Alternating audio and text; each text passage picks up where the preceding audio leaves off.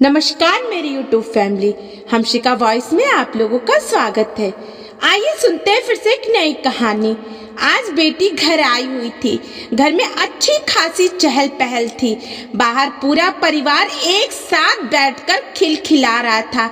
हंसी ठहाकों की गूंज अंदर कमरे तक सुनाई दे रही थी। गगन जी का भी मन कर रहा था कि वो भी अपने परिवार के साथ बैठे बातें करे, पर वो तो अपने बीमार शरीर और उदास मन को लिए अपने कमरे में पलंग पर लेटे हुए थे। आज का शरीर साथ नहीं देता।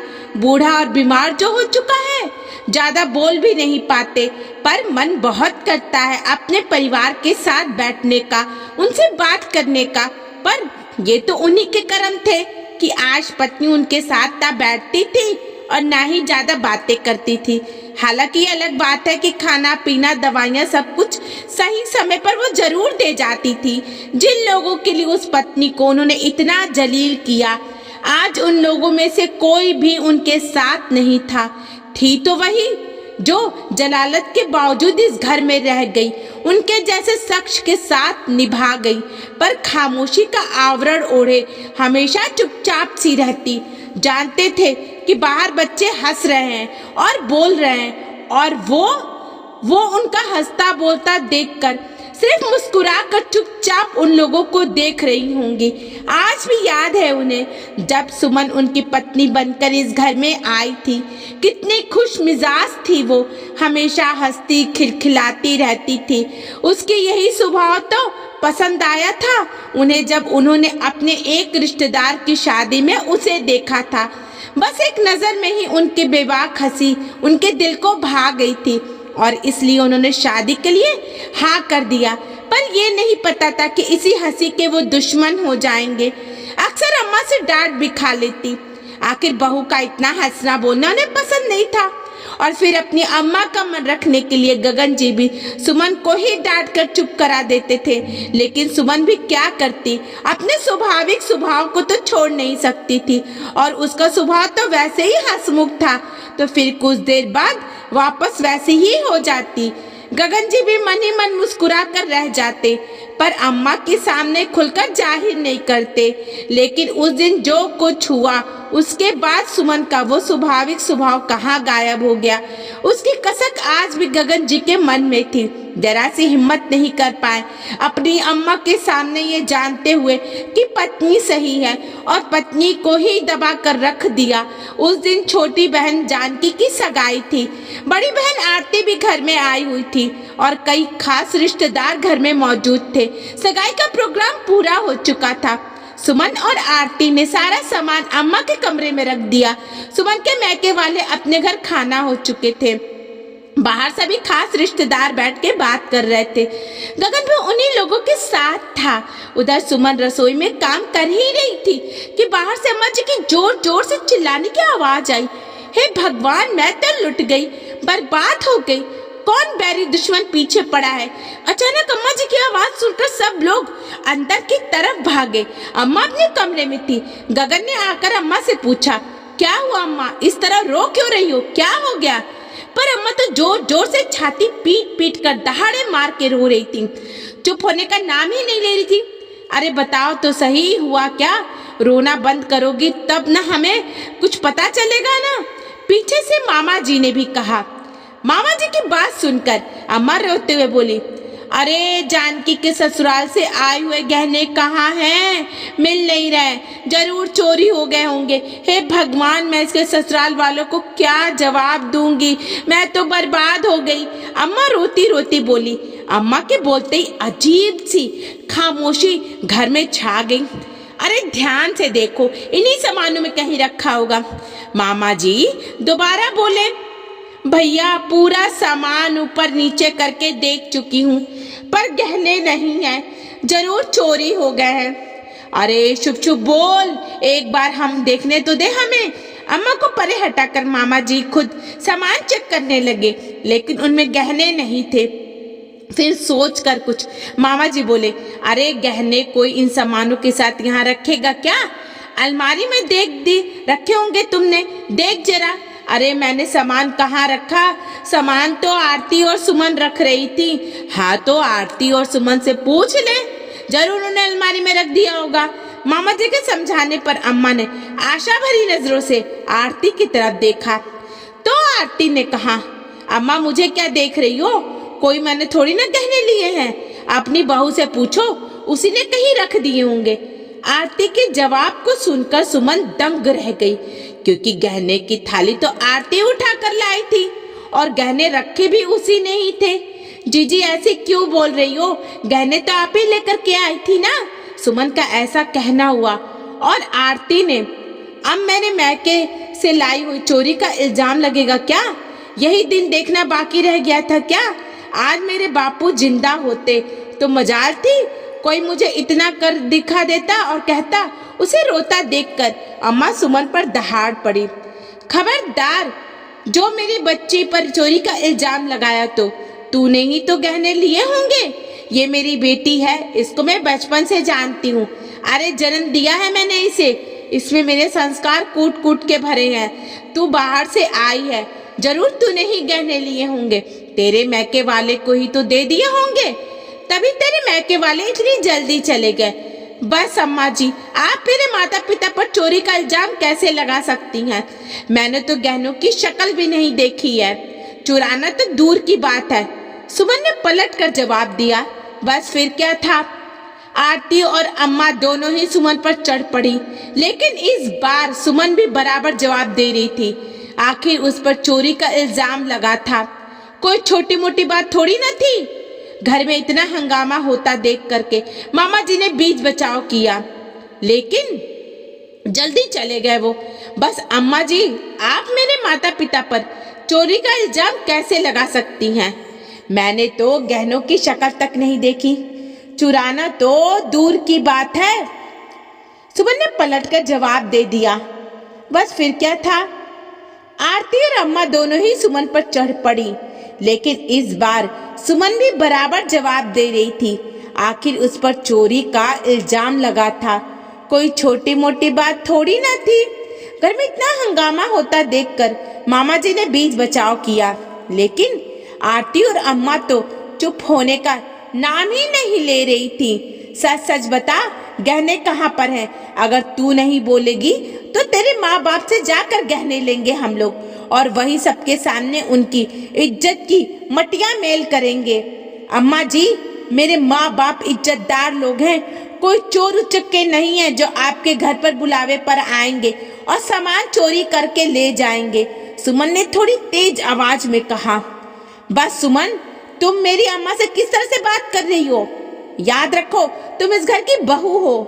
अपनी आवाज को नीचे करके बोलो, और अगर गहने लिए भी हैं तो दे दो, कोई तुमसे कुछ भी नहीं कहेगा। अचानक गगन सुमन पर बिगड़ पड़ा। गगन के इस जवाब से सुमन हक्की बक्की रह गई। मतलब गगन भी उस पर ही इल्जाम लगा रहा था।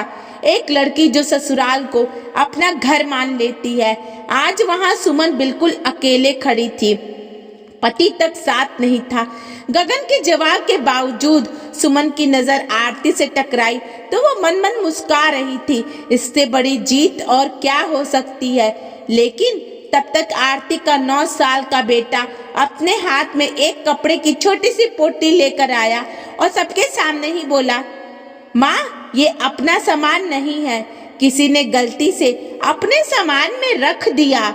उसे देखते ही आरती के चेहरे पर पसीने की बूंदें चमकने लगी।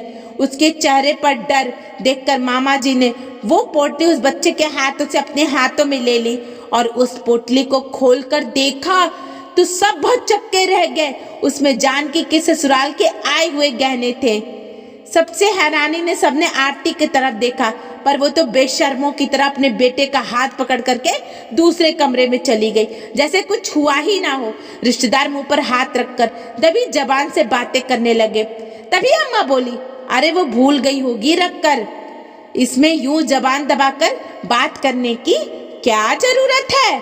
और फिर सुमन से बोली, बेटी है वो मेरी, उसने गहने चुराए नहीं थे बल्कि संभाल कर रखे थे अपने पास। उसकी बराबरी की तो सोचना भी मत। मेरे पर तूने यहाँ जो इस तरह से सबके सामने चिल्ला चिल्ला कर मुझसे बात की है ना, उसकी माफी मांग मुझसे।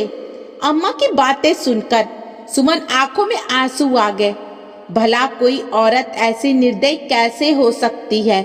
उसने आशा भरी नजरों से गगन की तरफ देखा, लेकिन गगन तो नजरें झुकाए चुपचाप खड़ा था।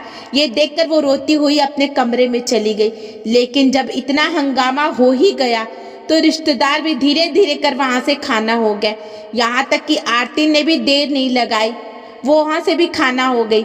अब घर में अम्मा, जानकी, गगन, मामा जी, बुआ जी और सुमन ही बचे थे। लेकिन अम्मा तो अब अनशन पर बैठ गई कि जब तक बहू माफी नहीं मांगेगी तब तक मैं पानी की एक बूंद नहीं पीऊंगी। आखिर उसने इतने रिश्तेदार के सामने मुझसे ऊंची आवाज में बात की तो की कैसे? सबके सामने मेरी बेइज्जती कर दी। आखिर गगन ने समझाया, अम्मा जो बात हो गई है अब उसे छोड़ो भी, आप पानी पी लो, आपकी तबीयत बिगड़ जाएगी। अरे ऐसे कैसे छोड़ दूं? तेरी पत्नी ने इतने लोगों के सामने मेरी बेइज्जती की है, माफी तो उसे मांगनी ही पड़ेगी। अब क्या था, अम्मा अपनी ही ऐठ में बोली, पर अम्मा आरती जीजी ने भी तो गलती की थी। आखिर सुमन की क्या गलती है? अरे वाह, आज तो बीवी के लिए तो अपनी बहन को गलत बता रहे हो। अरे वो गहने रखकर भूल गई। भला कौन बेटी अपने घर में चोरी करती है? लेकिन बहू को तो इज्जत ढक कर रखनी चाहिए थी। वो भी सबके सामने बेशर्मों की तरह लड़ पड़ी मुझसे। अब तू उसका साथ दे रहा है, इससे अच्छा तो मैं मर ही जाती तो ज्यादा अच्छा था। पर याद रख, पत्नी तो फिर भी तुझे दोबारा मिल जाएगी, माँ नहीं मिलेगी दोबारा। अम्मा आंसू बहाते हुए बोली। आखिर अपनी माँ को रोते देखकर गगन वहां से उठा और सीधे सुमन के पास कमरे में पहुंच गया और जाकर बोला, सुमन क्यों ऐठ में बैठी हुई हो तुम? जाकर अम्मा से माफी मांग लो ना। देखा, उन्होंने पानी की बूंद तक नहीं पी है, कहीं उनकी तबीयत खराब ना हो जाए तो इसकी जिम्मेदारी मेरी ही है क्या? मैं क्यों माफी मांगू? चोरी तुम्हारी बहन ने की थी, मैंने थोड़ी ना की थी। मेरे माँ बाप को ताने भी मिले, वो लोग मार रहे हैं, इल्जाम भी मुझ पर वही लोग लगा रहे, और माफी मैं मांगू? तुम्हारी अम्मा पानी नहीं पी रही है तो इसमें मुझे नहीं कुछ कर सकती। आखिर उनके गलत के लिए मैं क्यों माफी मांगू?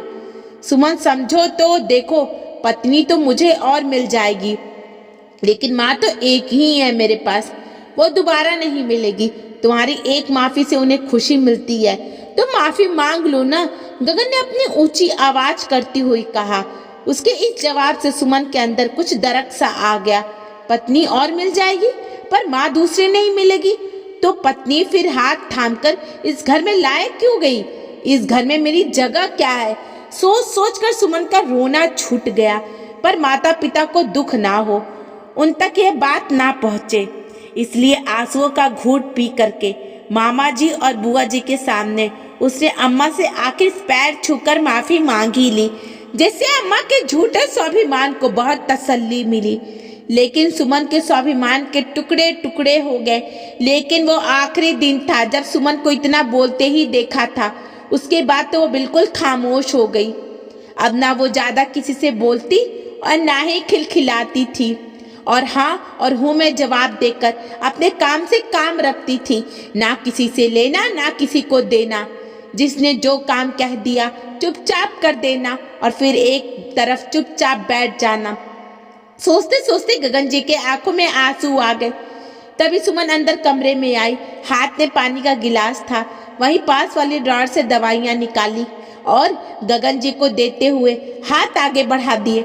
लेकिन गगन जी ने हाथ में दवाई लेने की जगह अपने दोनों हाथ जोड़ दिए और अपनी कपकपाती आवाज में उन्होंने कहा कि सुमन अब तो माफ कर दो मुझको।